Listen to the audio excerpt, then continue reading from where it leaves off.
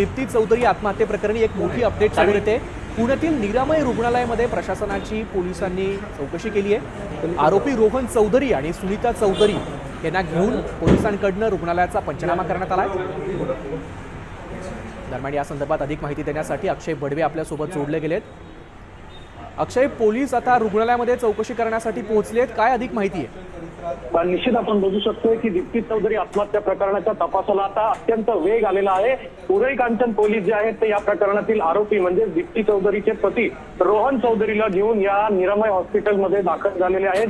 ज्या ठिकाणी बळजबरीने दबावाखाली येऊन दीप्ती चौधरीला या ठिकाणी गर्भपात करायला लावला होता असा आरोप तिच्या घरच्यांनी केला होता।